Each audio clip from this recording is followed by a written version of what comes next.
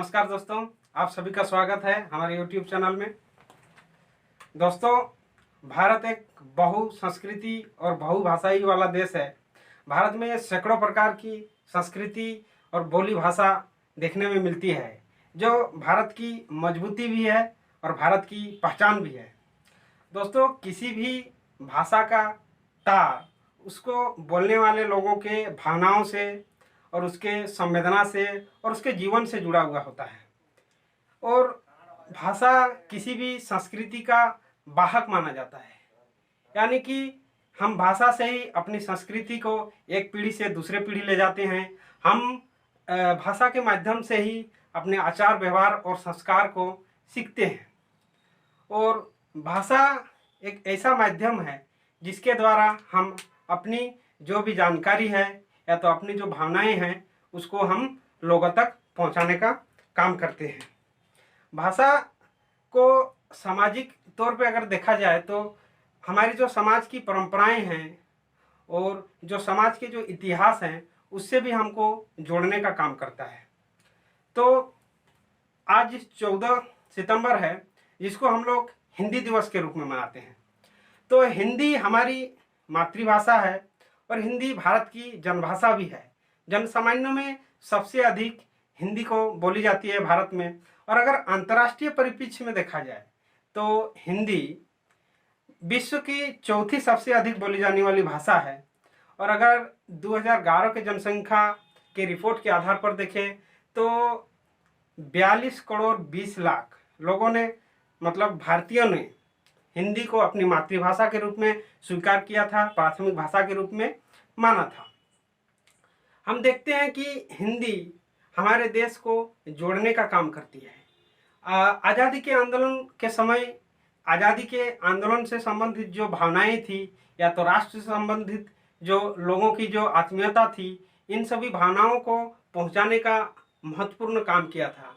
और इस विषय में महात्मा गांधी जी ने कहा था 1917 में गुजरात के भरूच में कि हिंदी को राष्ट्रभाषा के रूप में बनाया जाना चाहिए। इस विषय पर उन्होंने आह्वान किया था और लोगों ने इस विषय को हाथों हाथ लिया था। और लोगों ने भी ये कहा था कि हिंदी ही एक ऐसी भाषा है जिसके आधार पर सभी देश को, नागरिकों को एक किया जा सकता है, देश को जोड़ा जा सकता है।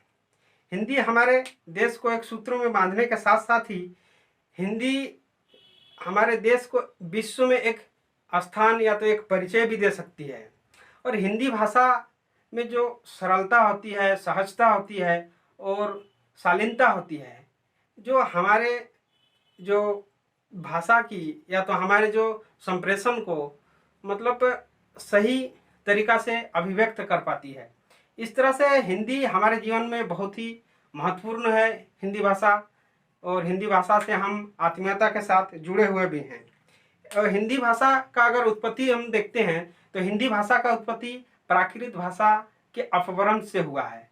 और बहुत से विद्वान इसके समय को लेकर मतभेद है। इसमें कुछ विद्वान इसे 8वीं शताब्दी से प्रारंभ मानते हैं, तो कुछ विद्वान इसे 13वीं से 14वीं शताब्दी में इसका प्रारंभ मानते हैं। लेकिन हम देखते हैं कि हिंदी भाषा का वर्तमान समय में क्या स्थिति है। हिंदी भाषा को अभी ज़्यादा संरक्षण और हिंदी भाषा का प्रचार प्रसार का जरूरत है। इसलिए प्रत्येक वर्ष 14 सितंबर को हिंदी दिवस के रूप में मनाया जाता है। प्रत्येक 14 सितंबर को हिंदी को ज़्यादा से ज़्यादा प्रचार प्रसार हो और हिंदी को प्रफुल्लित और पुष्पित होने का अवसर मिल पाए, इस विषय को लेकर सरकार के तरफ से एवं अन्य जो भी सरकारी संगठन, गैर सरकारी संगठन, शिक्षण संस्थाएं हुए, ये सभी निबंध का प्रतियोगिता हुआ या तो वाद विवाद हुआ या तो भाषण हुआ या तो अन्य जैसे टंकन प्रतियोगिता हुआ, हिंदी टंकन का, इस तरह का प्रतियोगिता करती है ताकि जनमानस में हिंदी को पहुंचाया जा सके और हिंदी के प्रति लोगों का रुझान और रुचि को बढ़ाया जा सके। तो हम देखते हैं कि हिंदी दिवस का जो शुरुआत है ये 1953 ईस्वी से शुरू हुआ। तो हम लोग देखेंगे कि आखिर 1953 ईस्वी को हिंदी दिवस 14 सितंबर को मनाया जाता है। तो क्यों मनाया जाता है? तो हम देखेंगे कि हिंदी दिवस मनाने के पीछे भी एक कहानी है। मतलब 14 सितंबर 1949 ईस्वी को संविधान सभा के द्वारा हिंदी को राजभाषा के रूप में दर्जा दिया गया था, जिस कारण उस दिन के महत्ता को बनाए रखने और हिंदी को आगे बढ़ाने के लिए 1953 ईस्वी से प्रति वर्ष 14 सितंबर को हिंदी दिवस के रूप में हम लोग मनाते आ रहे हैं।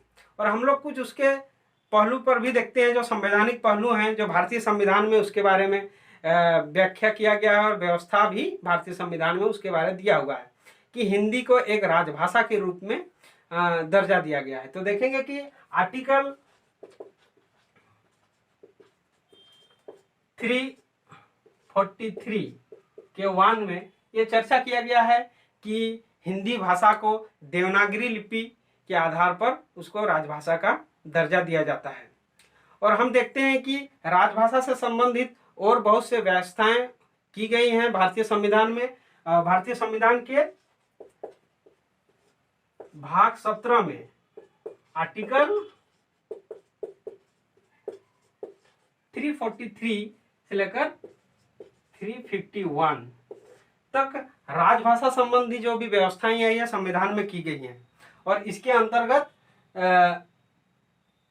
343 में ये आपको बताएं कि जैसे कि भारत का राजभाषा यानी कामकाजी भाषा के रूप में हिंदी को दर्जा दिया गया, यानी ऑफिशियल लैंग्वेज के रूप में। राष्ट्रभाषा नहीं है बल्कि ये राजभाषा है, इसको गौर करने वाली बात है, इसको आप लोग ध्यान में रखिएगा।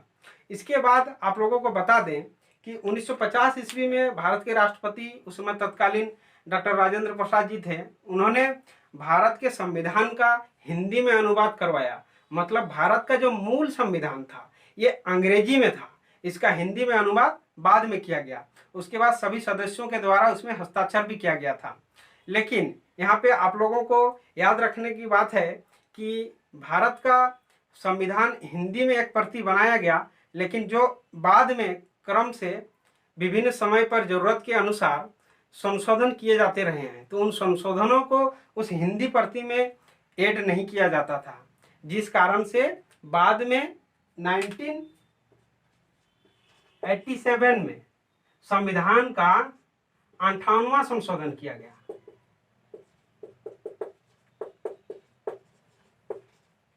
और यह व्यवस्था किया गया कि अब जो भी भारतीय संविधान में संशोधन किए जाएंगे, अमेंडमेंट होंगे, उसको हिंदी में भी उसका अनुवाद किया जाएगा और हिंदी की जो संविधान की प्रति है उसमें ऐड किया जाएगा। ठीक है दोस्तों, अब देखते हैं हम आगे। अभी वर्तमान समय में हिंदी की दुर्दशा शोचनीय है, क्योंकि हिंदी को उतना महत्व नहीं मिल पा रहा है। यानी हिंदी तकनीक और व्यवसाय से उतना अधिक नहीं जुड़ पा रही है जितना अन्य भाषाएं इसके तुलना में जुड़े हुए हैं, जैसे इंग्लिश हुआ या तो स्पेनिश या चाइनीज हुआ।